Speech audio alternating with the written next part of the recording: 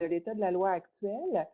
Et ensuite, il y aura une période de questions. Donc, il vous sera possible de lever la main. D'ailleurs, il y a un beau petit cône à la gauche en haut qui vous permet de lever la main et d'intervenir. Et il vous sera possible de soit prendre les questions par clavardage ou encore en vous donnant des droits de parole. Et c'est Chantal Disney et Diane Matt qui vont gérer la circulation et les droits de parole. Et moi, je serai là comme une vedette finalement à attendre qu'on s'occupe de moi.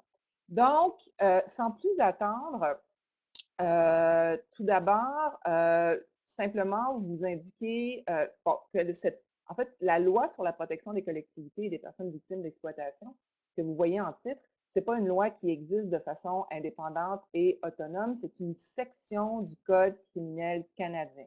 Donc, les mesures qui ont été votées lors de l'adoption de cette loi-là, ont été intégrées à l'intérieur du Code criminel. Et je voulais commencer par vous faire un bref rappel ou en fait juste recentrer les choses sur l'objet du code criminel et l'objet des mesures entourant la prostitution pour bien comprendre à quoi servent ces mesures-là à l'intérieur de l'architecture du droit criminel canadien, pour bien comprendre justement dans quelle mesure on utilise ces mesures-là et dans quelle fin on les utilise.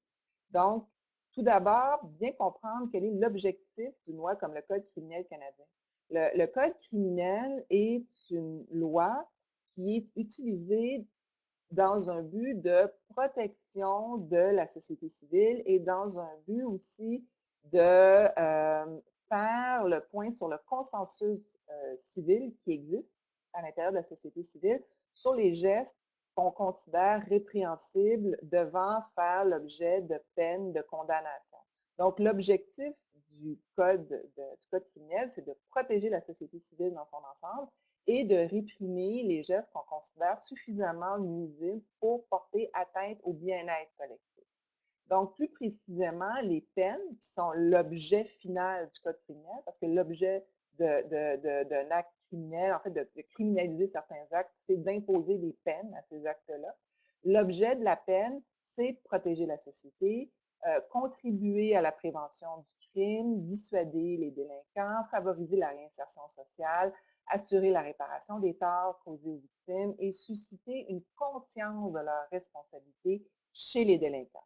Donc, c'est un peu ces objectifs-là qu'il faut avoir en tête lorsqu'on veut comprendre pourquoi on fait le choix, par exemple, de criminaliser des clients de la prostitution et de criminaliser, par exemple, les proxénètes. Je vais employer les mots prostitution parce que ce sont les mots du code criminel, donc je vais faire référence aux personnes dans la prostitution, je vais faire référence aux personnes prostituées. Ce sont les mots qui sont utilisés par le droit criminel. Je suis tout à fait consciente que ces mots-là font objet de débat et qu'il existe d'autres façons de qualifier l'échange de services sexuels. Mais bon, puisqu'on est dans le cadre du code criminel, on va rester avec ces expressions-là. Donc, maintenant qu'on a vu un peu ensemble le code criminel dans son ensemble, donc à quoi sert le code criminel, on va jeter un rapide regard aux mesures elles-mêmes. Donc, qu'est-ce qu'on criminalise maintenant en matière de criminalisation des actes entourant la prostitution? Je ne vous ai pas mis les mesures portant sur le maintien de la criminalisation des personnes qui se prostituent lorsqu'elles se prostituent face à des lieux dits publics où on peut trouver des enfants, soit essentiellement les écoles et les parcs où on retrouve des enfants. Ça, c'est toujours l'article 213 qui a été remanié et qui est toujours partiellement en vigueur. Je vous ai mis par ailleurs les articles 286.1 et suivants, qui sont les articles de droit nouveau, qui visent justement à pénaliser l'obtention de services sexuels. Donc, dans un premier temps, on pénalise directement les personnes qui obtiennent moyennement rétribution des services sexuels ou des personnes qui communiquent avec une autre personne dans le but d'obtenir de tels services moyennant rétribution. Donc, vous voyez rapidement ici que le type de peine dont est passible une personne, justement, qui est accusée d'avoir cherché à obtenir des services sexuels moyennant paiement. Ensuite, qu'est-ce qui est criminalisé?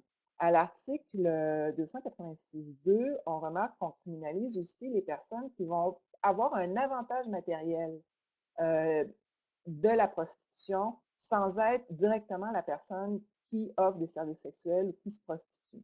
Donc, quiconque qui bénéficie d'un avantage matériel, notamment pécuniaire, mais ça peut être un autre type d'avantage, qui a été obtenu directement ou pas, euh, par, à travers le biais de l'infraction prévue à 286.2, c'est 286.1, c'est-à-dire le fait de demander à quelqu'un de vous offrir des services sexuels moyennant finance, peut être accusé d'une infraction parce que maintenant la loi condamne aussi les personnes qui profitent de la prostitution d'autrui. Donc, 286.2, c'est le geste en fait de profiter de la prostitution d'autrui. Il y a des exceptions à ça.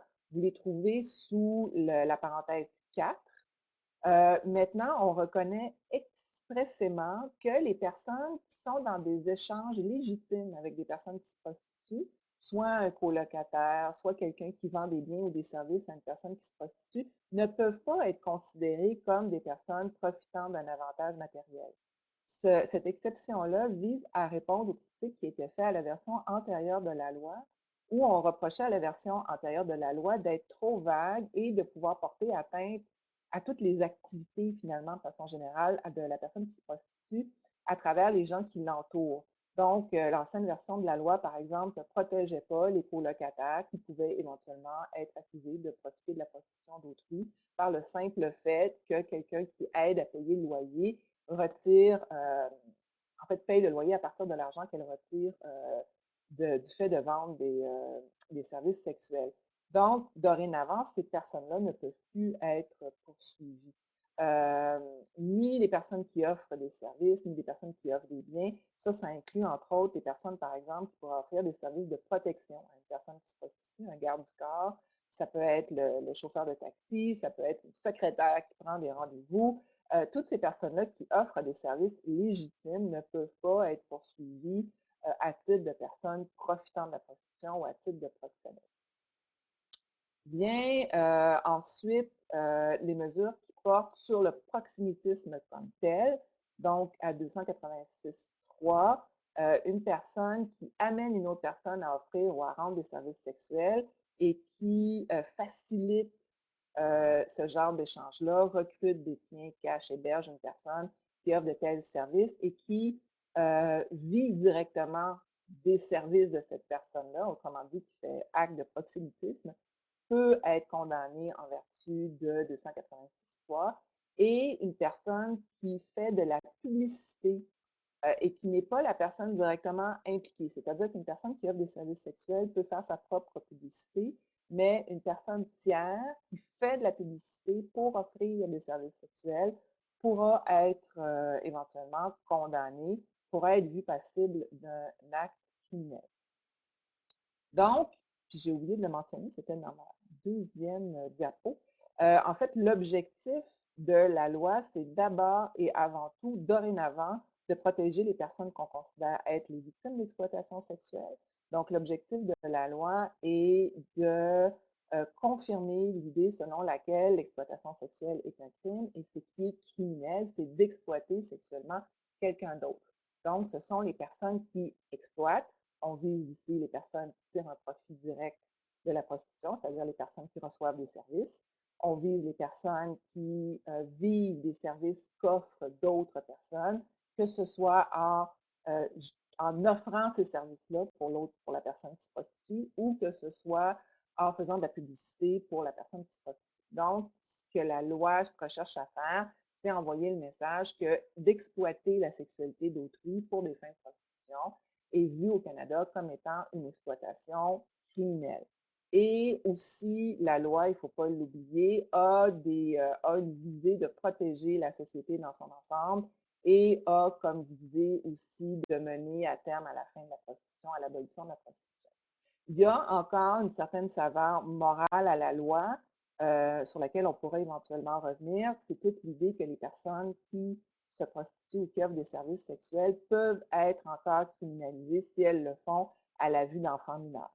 Donc ça, c'est un aspect de la loi qui fait en sorte que, malheureusement, on ne peut pas dire à l'heure actuelle que la loi décriminalise complètement les personnes qui offrent des services sexuels. Donc, si on continue, si on regarde justement quels sont les impacts de la loi sur les différentes personnes qui sont impliquées dans la prostitution.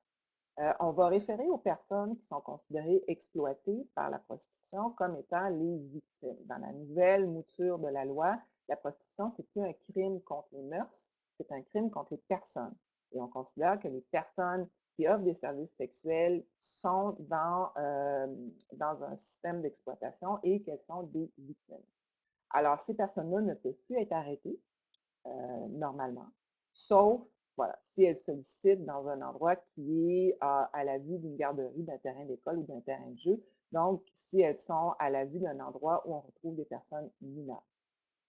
Autrement, elles ne peuvent plus faire l'objet d'arrestation, contrairement à avant la nouvelle mouture de la loi où toute personne qui était prise en flagrant délit de sollicitation pour fin de vendre, d'offrir des services sexuels pouvait être arrêtée. Ce n'est plus le cas maintenant, sauf l'exception.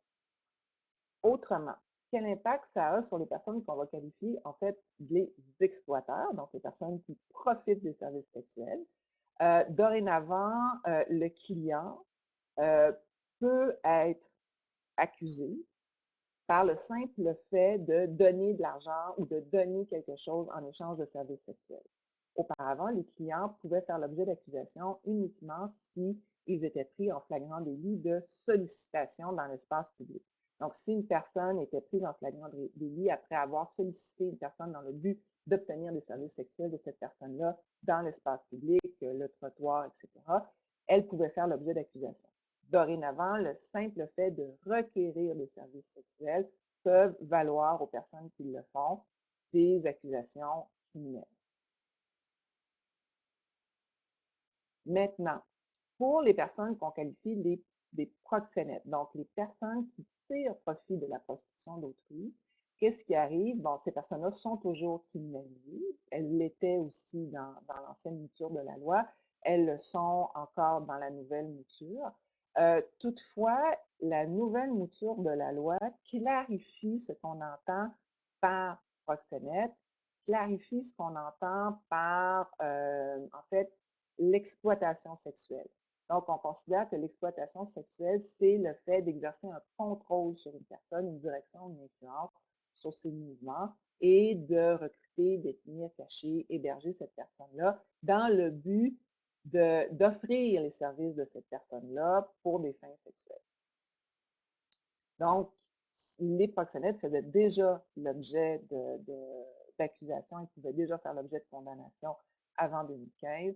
À partir de 2015, ben, c'est confirmé que le proxénétisme est un acte criminel au Canada et la notion de proxénétisme a été un peu affinée. Quand je dis affiné, c'est parce que dorénavant, il y a des personnes qui ne peuvent plus être considérées comme étant des proxénètes, alors qu'auparavant, leur position pouvait prêter à interprétation. C'est ce qui faisait l'objet d'ailleurs de beaucoup des revendications dans l'affaire Bedford. Donc, dorénavant, le colocataire ne peut plus être considéré comme un proxénète ou une personne vivant des fruits de la prostitution d'autrui. Le fait d'accepter un don ou le remboursement d'une dette, si l'argent vient des fruits de la prostitution, ça ne peut plus être considéré comme étant un acte de proxénétisme.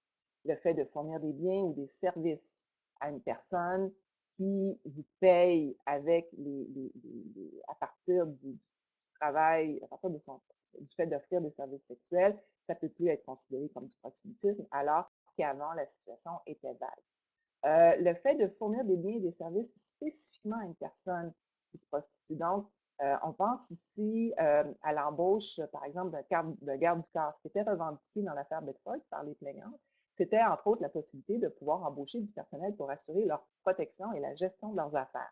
Et elle disait qu'avec l'ancienne version de la loi, ces personnes-là étaient passibles de condamnation sur proxénétisme.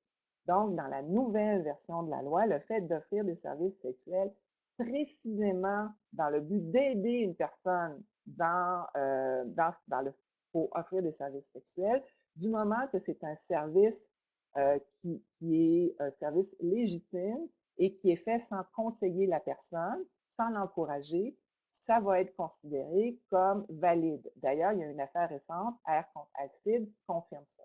Dans cette affaire-là, on a quelqu'un qui gère les affaires d'une personne qui est dans la prostitution, qui va être accusé de proxénétisme et qui va être innocenté parce qu'on considère que même s'il gère directement, carrément les avoirs de la personne et qu'il s'occupe pour elle de payer ses factures, qu'il gère littéralement son argent, il le fait sans la conseiller, sans la contrainte de quelque façon que ce soit, et de toute manière en occupant parallèlement à ça un autre emploi, donc en n'ayant aucun intérêt direct dans le fait qu'elle puisse se prostituer ou pas. Donc, cet élément-là a déjà été testé au moins à une reprise. Puis ce qu'on voit, c'est que les tribunaux, en effet, vont innocenter des personnes qui correspondent, selon eux, à ce profil-là. Donc,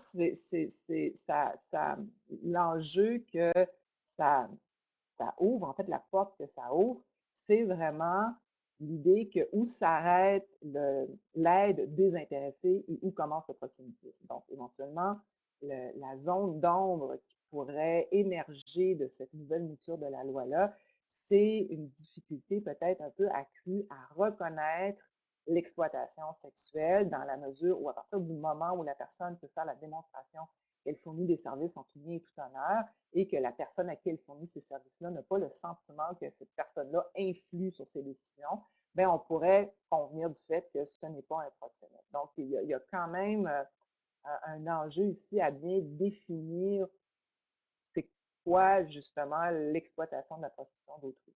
Mais à l'heure actuelle, la loi étant très récente, la nouvelle mouture de la loi était très récente, on n'a pas beaucoup de décisions judiciaires qui nous aident à voir exactement où est-ce qu'on va aller avec cette mesure-là. Si on regarde maintenant quelques données justement pour nous donner une idée de où on en est rendu par rapport à l'application de la nouvelle mouture de la loi.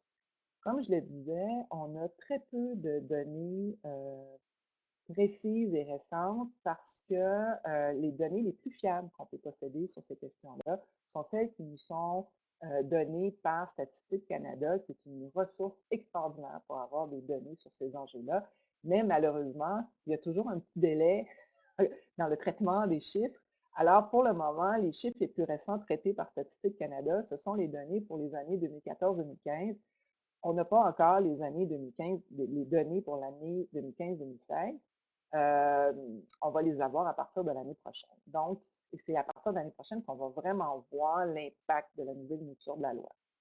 Ce qu'on peut voir à l'heure actuelle, c'est l'impact tout d'abord de la décision Bedford sur l'attitude des différents corps policiers canadiens et ensuite l'impact plus récent des mises en accusation des affaires liées à la marchandisation. Ce qu'on voit, c'est que depuis 2014, le nombre d'infractions recensées liées à la prostitution a vraiment chuté. Fait très intéressant, depuis 2014, dorénavant, plus de 80% des personnes qui sont inculpées sont des hommes, alors qu'historiquement, si on remonte aux années 2013 et avant, il y avait toujours un 50-50 en termes d'accusation entre les hommes et les femmes. Là, on voit que les corps policiers, de plus en plus, ont cessé d'accuser les femmes, ont cessé, puis ont vraiment concentré leurs activités autour des hommes.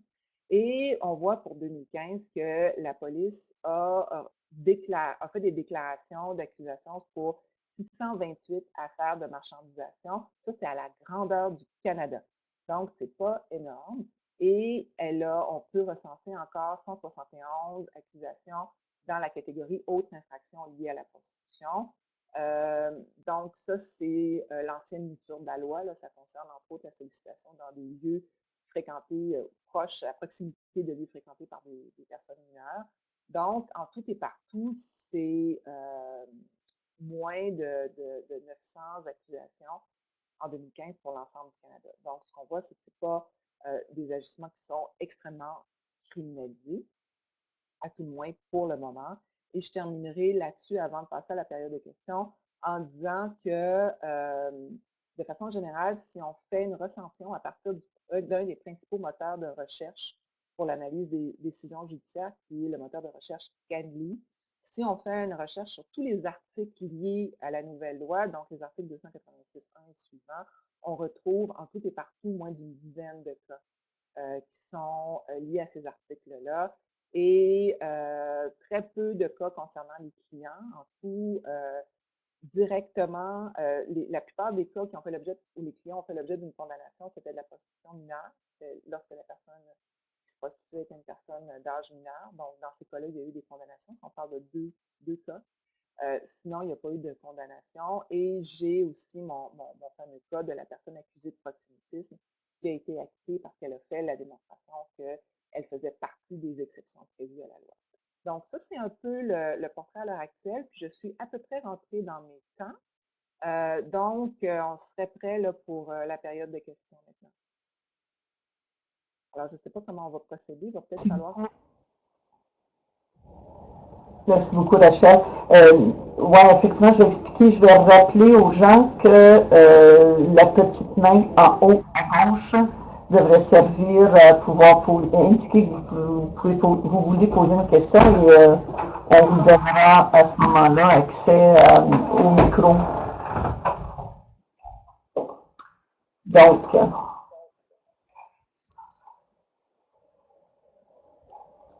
C'était clair à ce point-là. je vois qu'il y a Daphné Auger. Daphné, tu peux aller? Est-ce que tu m'entends? Elle dit qu'elle a... donc, j'ai une question ici de Daphné Auger qui l'a écrit, puis il y a Jeanne Mathieu aussi qui nous dit qu'elle n'a pas de micro, mais vous pouvez poser votre question par clavardage. Donc, j'ai une question de Daphné Auger qui dit, donc, pour être accusé, un client doit avoir donné une rétribution ou seulement sollicité. Est-ce possible de préciser les éléments de l'infraction? Excellente question. Je vais revenir sur cet élément-là. Donc, il y a deux éléments, en fait, qui font partie de l'infraction. C'est le fait d'obtenir des services sexuels moyennant rétribution ou de communiquer avec quiconque en vue d'obtenir des services-là moyennant rétribution. Donc, les accusations sont possibles, en fait, sous deux rubriques. Soit on fait la preuve que la personne a donné de l'argent en échange de services sexuels, donc on prouve l'échange d'argent. Soit on prouve que la personne a communiqué avec une personne et lui a proposé de faire un échange d'argent contre service sexuel. Donc, la preuve peut être de deux ordres, soit qu'on prouve l'échange, soit qu'on prouve qu'il y avait l'intention de faire cet échange-là.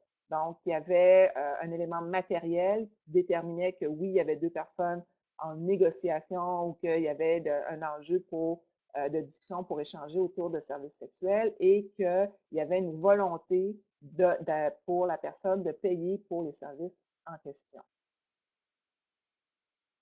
Alors, vous pourrez me dire, Mme Auger, si vous trouvez que ça répond à votre question. Il y a aussi justement la question de Jeanne Mathieu qui dit on entend souvent que la loi n'est pas vraiment appliquée en pratique. Est-ce donc vrai? Ce qui exclurait vos données? Bien, comme je le disais, à l'heure actuelle, c'est difficile d'avoir une mesure de la mise en application de la loi parce qu'il y a toute une partie de la mise en application de la loi qui concerne les dénonciations et le fait les dénonciations qui sont faites auprès des forces policières. Et c'est les policiers qui contrôlent justement ces données-là parce que c'est les policiers qui relèvent les incidents, puis c'est les policiers qui font des fiches où ils relèvent s'il y a quelqu'un qui est venu pour dénoncer une activité, pour dénoncer une personne. Donc, c'est beaucoup les postes de police qui savent à l'heure actuelle, qui ont les informations à l'heure actuelle sur le nombre de fois où on a justement rapporté un crime lié à 286. Et on n'a pas les informations parce que les corps de police ne sont pas obligés de tenir des données disponibles sur le nombre de personnes qui font des signalements à ce sujet-là.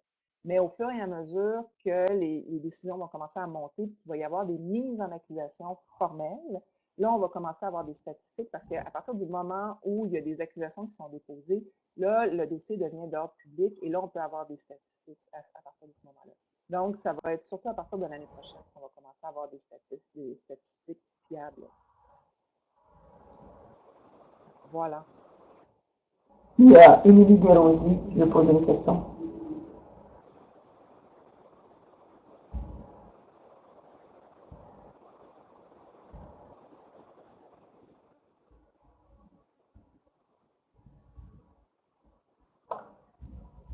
Émilie, tu peux peut-être dire parce qu'on ne t'entend pas.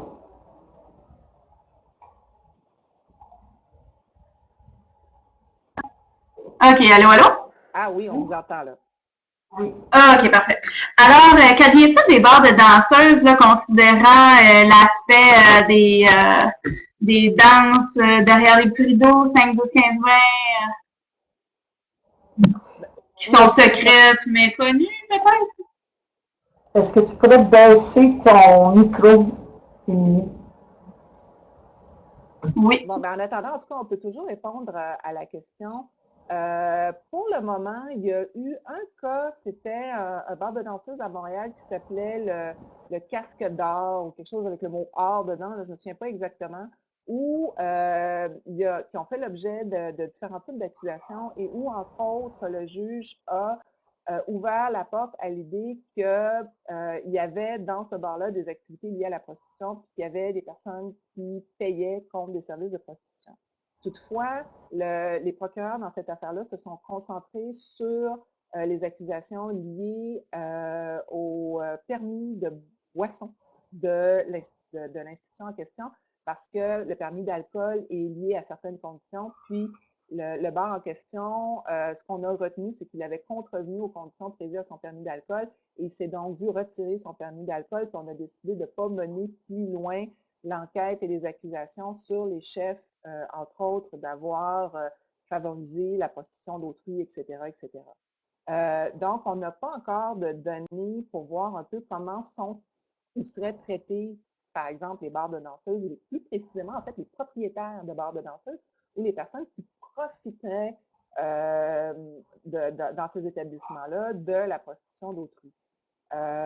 Mais tout revient à comment on démontre ce qui s'est passé, comment on fait la preuve qu'il y a eu, en effet, communication dans le but d'obtenir un échange ou qu'il y a eu un échange.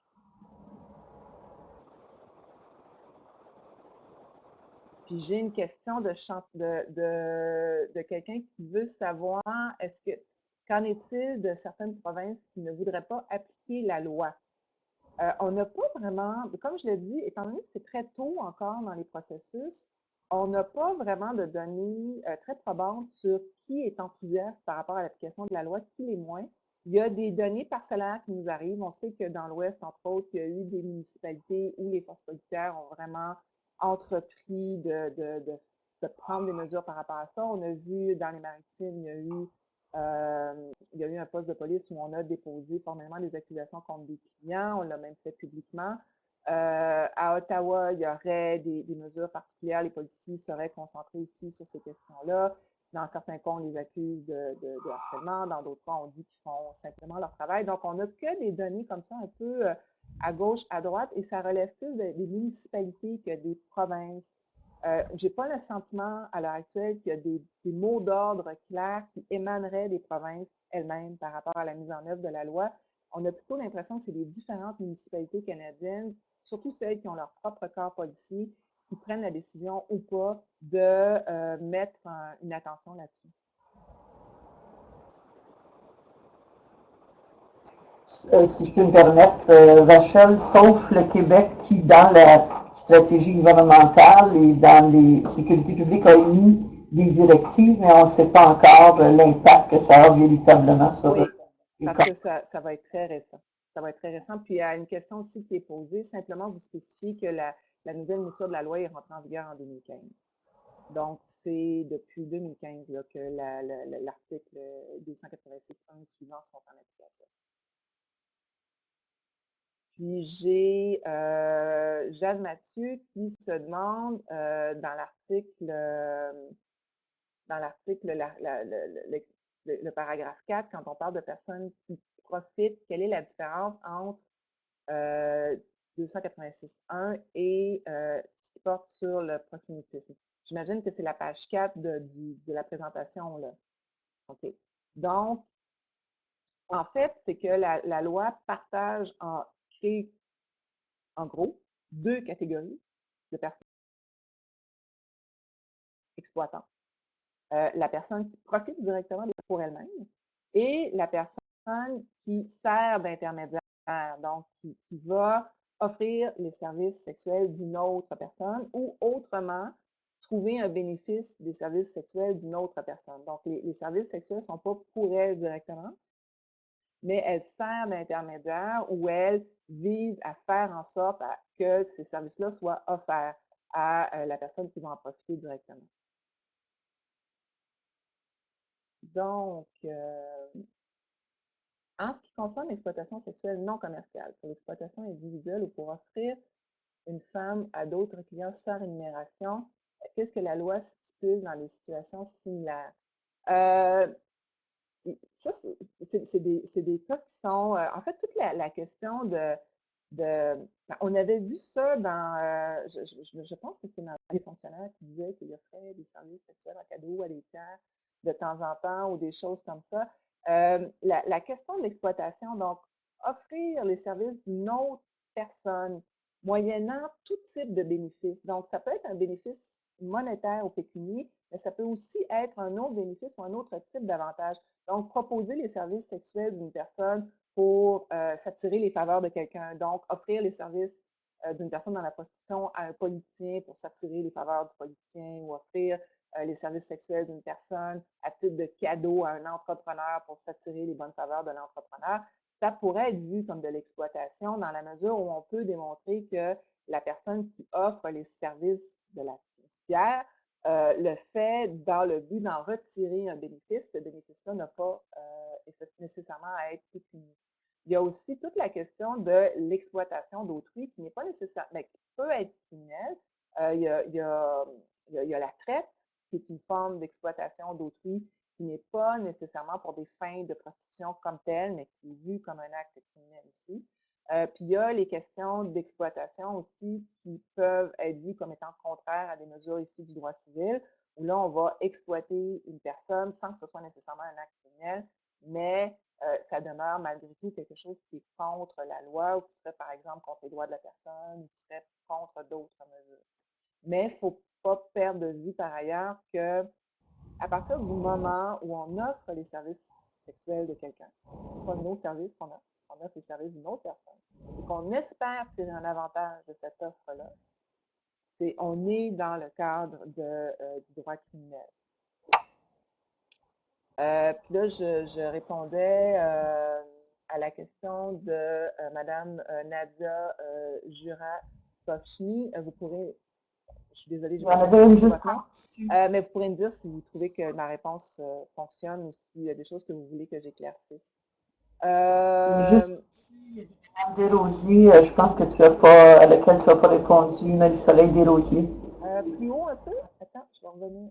Juste au-dessus de Nadia. Ah, juste au-dessous. Est-ce qu'on doit comprendre que l'application de cette loi serait tributaire de la principale témoin qui se considère victime ou non? Oui, je pense qu'on peut dire qu'en fait, cette loi-là remet entre les mains de la personne qui se constitue la décision si oui ou non elle juge qu'elle doit porter plainte.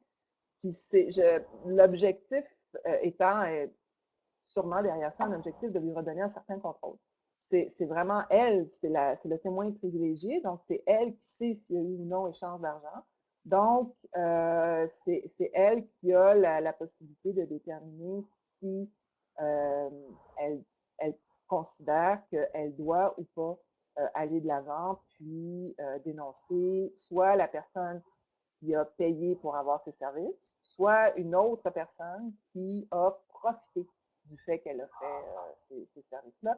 Mais la preuve peut se faire aussi d'une autre façon, c'est-à-dire que si d'autres personnes sont témoins de l'échange d'argent, si d'autres personnes sont témoins de l'échange, de la négociation, du fait que quelqu'un a demandé des services, même si ce n'est pas la personne qui offre des services, ce n'est pas la personne qui prostitue, elle peut aussi dénoncer. Par exemple, Si vous êtes sur le trottoir et que quelqu'un vous approche en vous demandant combien vous chargez, et que vous n'avez pas l'intention de lui offrir des services, vous pouvez malgré tout le dénoncer en disant ben, t'as pas d'affaire, il n'y a pas d'affaire à vous demander combien vous chargez. Donc, le simple fait d'être victime de ce genre d'intrusion-là ou d'offres non sollicitées-là ou de propositions non sollicitées peut faire en sorte que n'importe qui se fait proposer une chose comme ça, qu'elle se prostitue ou pas, pourrait dire ben, moi, je vais porter plainte contre toi parce que tu n'avais pas d'affaire à me demander combien je charge. Donc, mais c'est véritablement les personnes qui sont les plus directement concernées qui sont les premières qui peuvent porter plainte parce que c'est les meilleurs témoins. Ensuite, il y a aussi, les procureurs ne prennent pas les dossiers pour proxénétisme car il serait plus difficile à prouver à cause des exceptions. On n'a pas vraiment d'informations là-dessus. Comme je vous dis, il y a le cas de R. Contalcide où on voit clairement que dans ce cas-ci, la personne a été innocentée. C'était quelqu'un qui était impliqué de proxénétisme et la jeune femme qui offrait ses services est venue témoigner pour l'homme en question pour dire c'est vrai qu'il gère mon argent, c'est vrai qu'il s'occupe de mes affaires, c'est vrai que je lui remets l'argent que je fais, puis c'est lui qui paye mes factures, puis qui me remet une partie de mon argent pour mes dépenses, mais il le fait pour me rendre service parce que moi, je ne veux pas m'occuper de ça moi-même, parce que ça ne m'intéresse pas, parce qu'il fait bien mieux que moi, puis c'est moi qui lui demande, puis lui ne me demande rien, et le monsieur, il a été innocenté, on lui a dit, ben oui, vous rentrez dans l'exception. Donc, peut-être que les procureurs vont trouver que ça complique leur travail. Peut-être que ça va leur permettre de se concentrer sur ce qu'on considère être les exploiteurs, je ne sais pas. C'est toujours le même enjeu, c'est que la mise en œuvre de la loi, c'est tellement jeune qu'on a peu de données à l'heure actuelle. Moi, je pense que la donnée la plus probante qu'on va voir émerger au cours des mois qui viennent, c'est toutes les données qui vont porter autour des mises en accusation des femmes, ou en fait des personnes qui se prostituent, que ce soit des femmes ou pas, parce qu'on sait qu'il y a à peu près 25% des personnes qui se prostituent qui ne sont pas des femmes ou à tout le moins ne s'identifient pas à la catégorie femme. Donc, ces personnes-là devraient vraiment voir le nombre d'accusations qui sont portées contre elles diminuer de façon dramatique et importante parce qu'elles ne sont plus censées faire l'objet d'accusations. Donc, si la loi est bien mise en œuvre, ce qu'on devrait voir au cours des mois qui viennent, c'est vraiment une chute du nombre de mises en accusation des personnes qui sont les personnes qui offrent des services sexuels et qui sont les personnes prostituées. Donc, ça risque d'être la partie la plus visible et la plus importante, l'effet le plus important de la loi. En ce qui concerne les clients et les proxénètes, pour le moment, on a très peu de données qui nous permettent de voir quelle direction les choses vont prendre. Il y a une personne qui me demande si la loi précise ou définit le terme service sexuel, qu'est-ce qui est inclus ou exclu. C'est pas défini comme tel dans la loi. Ça a été défini par ailleurs antérieurement par la jurisprudence, qu'est-ce qu'un service sexuel. La définition est très large. C'est tout type de service pour des fins de gratification sexuelle. Donc, ça peut être du fétichisme, de chaussures, ça peut être à peu près tout à partir du moment où c'est clair que l'effet du service ou ce qu'on veut accomplir à travers le service, c'est permettre à la personne qui profite du service d'obtenir une gratification sexuelle. Donc, c'est assez large. Et comme dans beaucoup de cas, le code criminel évite de donner une définition trop précise du terme parce qu'on préfère, les personnes qui écrivent les lois souvent, ils préfèrent que ce soit les tribunaux qui s'arrangent avec ça. Donc, c'est à travers les différentes décisions judiciaires qu'on trouve une définition de ce qu'est un service sexuel. Très vaste. Mais bon, très vaste, mais en même temps, c'est concentré sur un thème. Il faut que ça ait une fin de permettre justement à la personne d'obtenir un plaisir sexuel. Et là, est-ce que j'ai d'autres questions? Je vois qu'il n'y a pas d'autres questions. Il n'y a pas d'autres questions. Je vais t'en poser une, moi, Rachel, pour faire le lien avec ce que tu venais de dire tout à l'heure. Les statistiques de 2014 nous démontrent qu'il y a moins de criminalisation des personnes prostituées. On voit aussi qu'il y a eu une diminution assez drastique des homicides envers les personnes prostituées. Peux-tu nous faire ta lecture à toi de ça? Ben écoute, en soi, c'est une bonne nouvelle si ça se perpétue dans le temps. Je pense qu'il faut être contente. Je pense qu'on peut espérer, imaginer que dorénavant, les personnes qui se prostituent le font dans des conditions quand même plus sécuritaires parce qu'elles peuvent plus facilement faire affaire avec les corps policiers, puis qu'elles sont moins stigmatisées, puis qu'elles sont moins harcelées. Toutefois, ça va être dans les statistiques des prochaines années où on va vraiment avoir la confirmation de ça. Parce que si on regarde la question des homicides, c'est un peu en dents de scie. Il y a des années où ça va mieux, il y a des années où ça va moins bien. 2014, ça a vraiment été une année où on a vu une diminution marquée. Et là, si ça devait être la même chose en 2015, si ça devait être encore la même chose en 2016, là, je pense qu'on pourrait vraiment être enthousiaste et dire ça, c'est un des effets bénéfiques de la nouvelle mouture de la loi. Il y a une chose par ailleurs qu'on va devoir surveiller pour les temps à venir, c'est qu'on sait que les personnes autochtones sont 2 fois plus à risque d'être victimes d'homicide que les personnes non autochtones. Dans le passé, elles ont fait l'objet de 2 fois plus d'homicides. Donc, il y a des catégories de personnes qui demeurent particulièrement fragilisées, puis il va vraiment falloir s'intéresser à ces catégories-là. Puis on peut penser aux personnes autochtones, on peut penser aux personnes des minorités sexuelles, on peut penser aux personnes racisées, puis ça vaudrait vraiment la peine éventuellement de voir de plus près si le niveau de sécurité de ces personnes-là aussi augmente grâce à la nouvelle mouture de la loi. Mais on peut se croiser les doigts et penser que de façon générale, ça a un impact positif. Mais je pense que de façon générale, pour la criminalisation des personnes qui se prostituent, ça a déjà un impact positif. Depuis Bedford, l'impact positif est là et je pense qu'il va juste aller ensemble.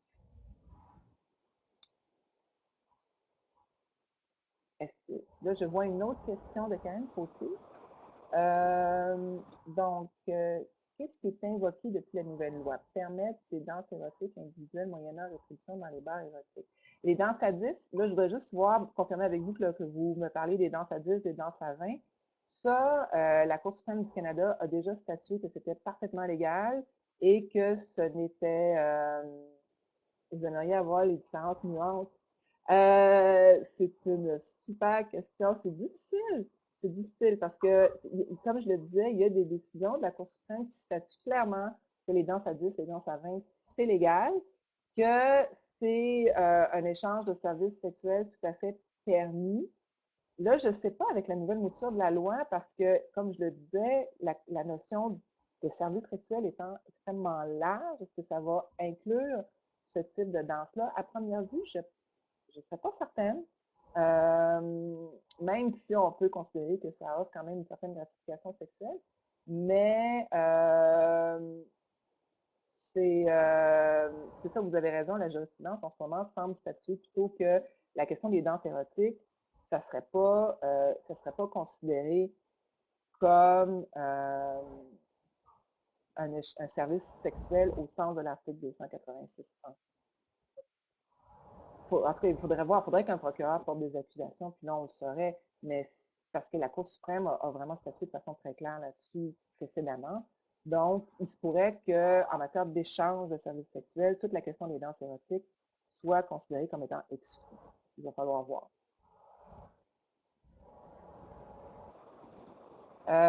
Est-ce que les... Ouais, ben, écoutez, la question des bars de danseuses va rester une question très complexe. Parce que, comme je le disais, la Cour suprême a reconnu que les danses érotiques, c'est quelque chose qui est accepté et qui n'est pas un acte criminel. C'était avant la nouvelle mouture de la loi, c'est pas depuis que la loi a changé. Et les bars qui offrent des spectacles de danse érotique seraient donc pas nécessairement associables à la criminalisation du fait de vivre ou de tirer un profit matériel d'un acte lié à l'offre de services sexuels. Mais comme on le sait, dans les bars de danseuses, des fois, il y a d'autres services qui sortent. Mais ça, c'est toujours la preuve de ces services-là, de l'existence de ces services-là qui reste à faire et qui reste à voir. Parce que la loi propose un changement de paradigme. Hein. Vu qu'on n'est plus dans les crimes contre les mœurs, on est maintenant dans les crimes contre les personnes. C'est un changement de façon d'envisager comment on réfléchit ce crime-là. Donc, c'est sûr que ça va demander un ajustement et des tribunaux et des forces policières.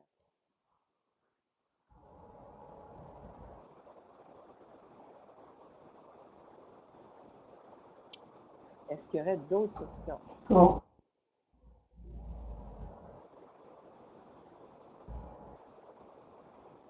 Il nous reste environ 12 minutes. S'il n'y a pas d'autres questions, moi je relancerai peut-être des questions sur l'impact sur nos pratiques ou ce qu'on peut voir qui se passe dans les organismes qui offrent directement des services aux femmes.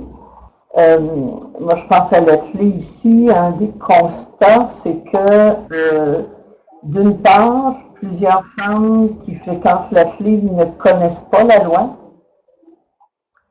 Et il y a également certaines femmes pour qui c'est très clair qu'il y a moins de clients, avec tout ce que ça peut vouloir dire comme difficulté pour elles.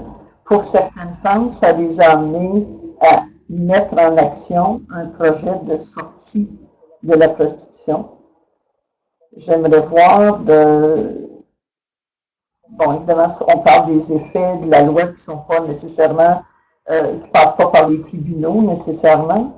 Mais j'aimerais voir avec toi, Rachel, puis possiblement avec les personnes qui sont autour, quels sont les impacts que nous, on voit, en fait, de la loi? Là, je t'ai pas bien entendu parce que ça l'a un peu coupé. Juste pour être sûr que j'ai bien compris la question, c'est vraiment au niveau des impacts sur les femmes elles-mêmes. Là, ce que tu me dis, c'est qu'elles n'ont pas nécessairement toutes envie de porter plainte contre leurs clients de toute façon, puis qu'il y en a beaucoup que ce qu'ils veulent surtout réfléchir, c'est des façons de sortir de la prostitution. Est-ce que j'ai bien compris? Non. Premièrement, les femmes connaissent peu la loi. Oui, bon, les femmes connaissent peu la loi. Ben ça, c'est vrai, le public en général, de toute façon, connaît peu la loi. Parce que la nouvelle loi a été très peu publicisée. D'ailleurs, c'est un des reproches qu'on peut faire au législateur fédéral là-dessus, c'est que le modèle dont il s'est inspiré, ce qu'on a appelé le modèle scandinave, vient avec des mesures d'éducation populaire. Puis c'est là-dessus qu'on devrait normalement compter le plus pour changer les mentalités. Puis les mesures d'éducation populaire, ben, c'est amener une réflexion du monde en général sur les enjeux de la prostitution, puis sur ce que représente la prostitution en termes d'exploitation, de sexisme, etc.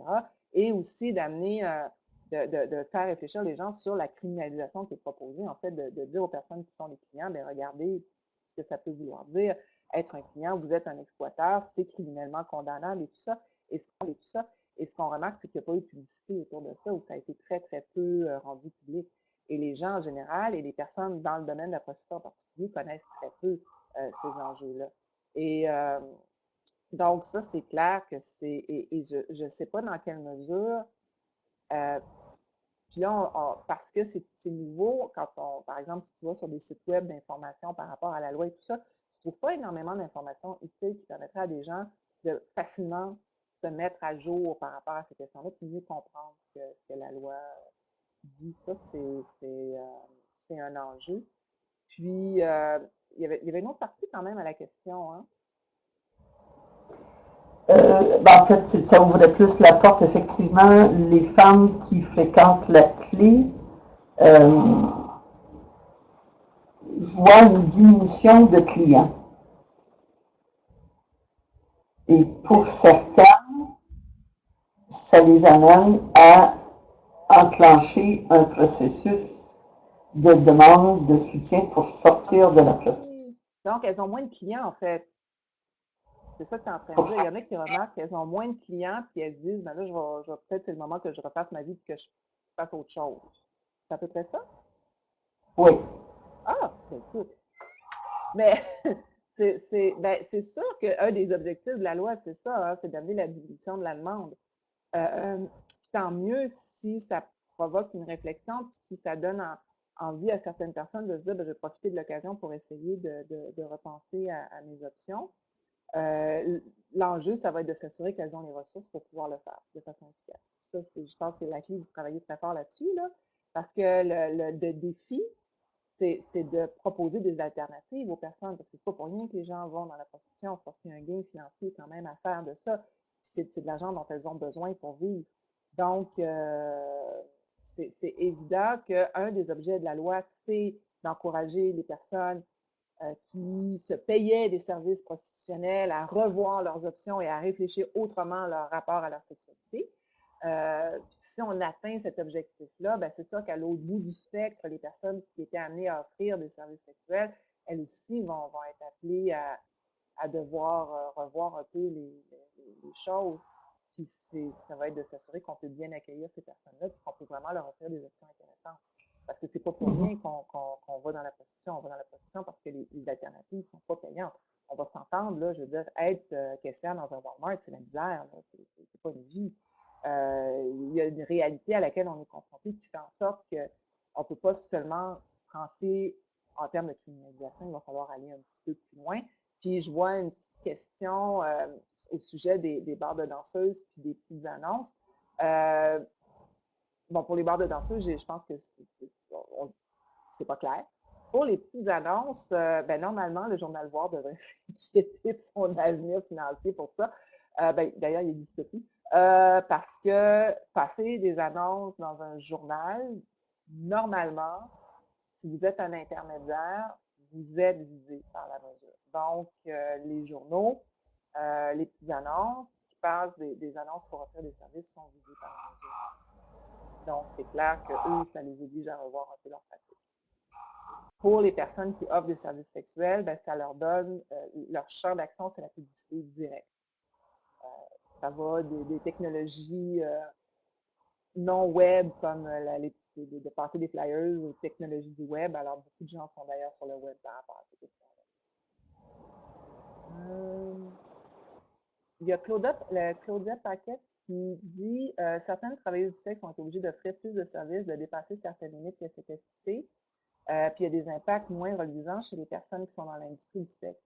Ça, c'est une préoccupation qui est présente. On le voit aussi dans les critiques qui ont été faites au modèle scandinave, hein, qui disent que les personnes qui continuent à demander des services, souvent, c'est des personnes qui sont plus résistantes à l'idée de revoir leur sexualité et qui veulent vraiment continuer d'être dans le paradigme où on peut avoir à demande des services, puis que comme justement il y a moins de clients, il y a moins de possibilités, il y a moins d'argent, ça amène les personnes qui restent dans l'industrie à poser des gestes plus dangereux, puis à à prendre plus de risques. C'est vraiment, mais je pense que après ça, comment on va confronter cette question-là? C'est toujours difficile lorsqu'on décide de criminaliser certains comportements parce qu'on est toujours confronté à ce qui arrive à l'égard des personnes qui décident d'aller au-delà de la criminalisation puis de poursuivre dans ces comportements-là et les personnes en matière d'exploitation sexuelle qui, pour une raison ou pour une autre, ne peuvent pas ou ne veulent pas ou font le choix de rester dans l'industrie du sexe. Je pense que c'est vraiment en leur donnant plus d'outils pour assurer leur protection, plus de lieux où elles peuvent justement aller si elles ont besoin de soins, si elles ont besoin d'être protégées, si elles ont besoin de soins sans être jugées, on va pouvoir apporter une partie de la solution. Par ailleurs, quand on est dans l'enjeu de la criminalisation, il faut comprendre qu'on est dans une situation où il va toujours y avoir des criminels, donc il va toujours y avoir des personnes qui vont contrevenir à la norme et ça veut dire qu'il va toujours y avoir des victimes. Ça, c'est vrai pour les agressions sexuelles, c'est vrai pour les homicides, c'est vrai pour tous les crimes contre la personne. Donc, la question qu'on va se poser à partir de maintenant, c'est comment premièrement, est-ce qu'on fait tout ce qu'on peut pour éviter que ça arrive? Et est-ce qu'on fait tout ce qu'on peut pour bien s'occuper des personnes à qui ça arrive? Je pense que ça, il va y avoir un enjeu parce qu'on le sait, les personnes qui sont dans la prostitution, les personnes qui offrent des services sexuels sont parfois très mal reçues par le système de santé, par l'IVAC, lorsqu'elles ont besoin qu'on les aide. Et là, il va y avoir un changement des mentalités qui va devoir s'opérer, pas seulement chez les forces policières, mais dans l'ensemble des acteurs qui sont impliqués dans l'aide aux personnes qui sont dans la prostitution. Et j'ai Mme Ève-Marie Lampron qui écrit « Considérant que la loi est très peu publicisée, plusieurs personnes croient que les clients sont automatiquement poursuivis au criminel, alors que les premières mesures consistent en amende, si j'ai bien compris. Le modèle scandinave est également mal compris et perçu par certaines personnes au Québec. Pour ce qui est du niveau de criminalisation des clients, dans la quasi-totalité des cas, il s'agit d'amende également. Corrige-moi si je me trompe, Rachel, c'est toi la spécialiste, Smiley. Oui, ben, les premières offenses, voyons, excusez-moi.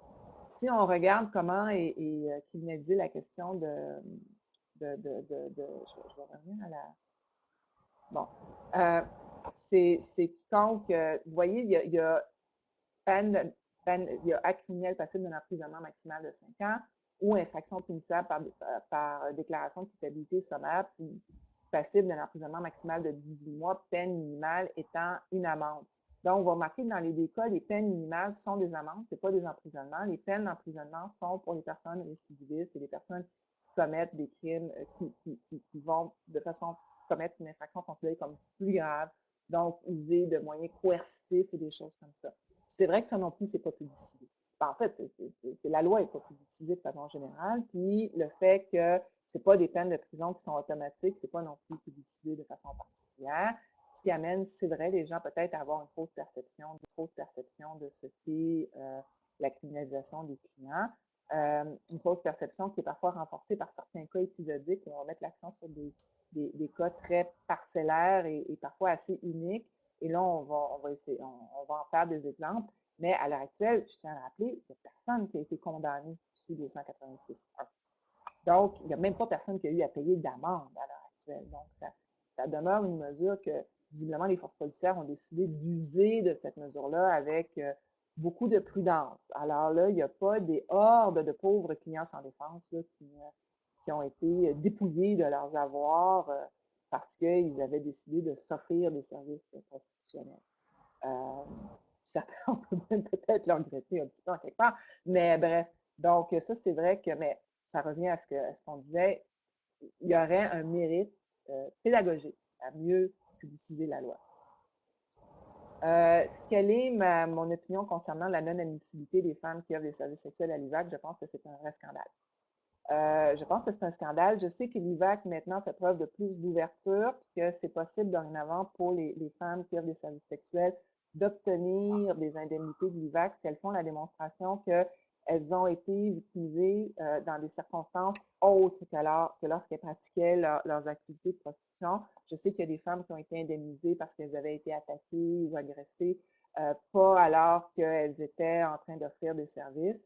Je sais que l'IVAC continue de dire que la personne qui est victimisée alors qu'elle offre des services de prostitution est contributive de ces malheurs, donc ne devrait pas faire l'objet d'indemnisation, alors que par ailleurs, il continue d'indemniser les chauffeurs de taxi, parce que le parallèle est un peu bizarre, mais on le fait quand même parce qu'un chauffeur de taxi, c'est quelqu'un qui accepte quelqu'un dans sa voiture, qui accepte d'aller conduire une personne à parfois un emplacement qui peut être isolé, qui peut être pas sécuritaire et qui parfois peut être attaqué parce que la personne qui est dans la voiture en profite pour s'en prendre aux chauffeurs de taxi. Et les chauffeurs de taxi sont systématiquement indemnisés par l'IVAC. Donc, pourquoi les chauffeurs de taxi et pourquoi pas les personnes ça continue d'être scandaleux. Et normalement, si le Québec prend le virage proposé par la loi fédérale, c'est une mesure qui devrait cesser. Voilà. Il est 13h01, mesdames et peut-être messieurs, je ne sais pas. Est-ce qu'on dit que c'est la fin de cette première expérience de webinaire? En fait, je voudrais d'abord te remercier d'avoir été notre première participante au premier webinaire des espaces vie. Je demanderai aux personnes, Chantal, ma collègue Chantal a préparé un petit questionnaire d'évaluation. Comme vous savez, c'est important pour pouvoir développer justement les prochains webinaires. Donc, on vous demanderait de répondre à ce petit questionnaire-là avant de nous quitter. Et Chantal, si tu peux expliquer où on le trouve, ce questionnaire-là. Et tu reçois des félicitations. Ben oui, merci beaucoup. C'est une drôle d'expérience parce que j'ai l'habitude d'avoir les gens en face de moi et de voir un peu à leur réaction, à leur non-verbal, un peu qu'est-ce qui se passe. C'était un peu angoissant, mais j'ai trouvé ça super intéressant. Donc, on va vous indiquer... je vais le mettre, on entend.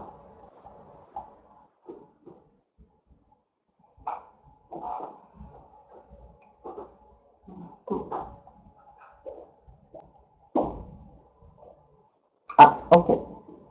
Donc, normalement, tout le monde devrait voir à l'écran les questions, le questionnaire d'évaluation qu'on a préparé. Donc, on vous invite à y répondre. Je pense que vous pouvez le faire chacune individuellement.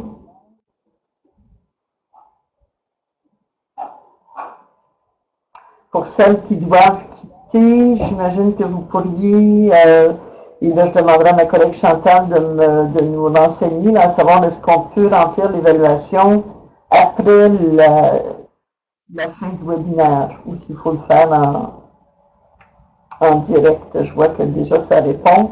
Il y en a qui sont habitués de répondre à des évaluations après un webinaire, visiblement. Moi, mesdames, je pense que j'en profiterai pour vous quitter parce que j'ai faim.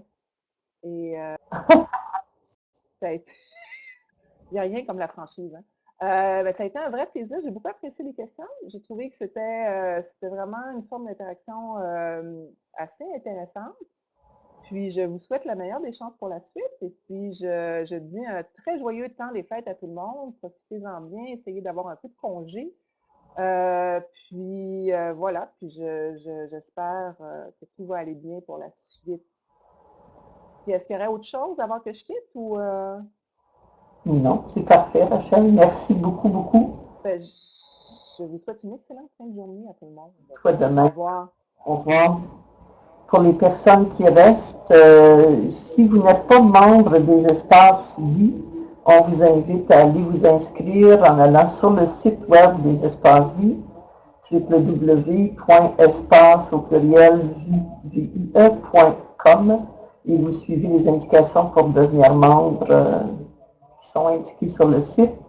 Et on vous remercie énormément. On va évidemment vous faire connaître très bientôt les prochains webinaires. On a une année assez remplie à partir du mois de janvier et on en profite également, comme Rachel vient de faire, pour vous souhaiter une très très bonne et reposante, heureuse période des fêtes.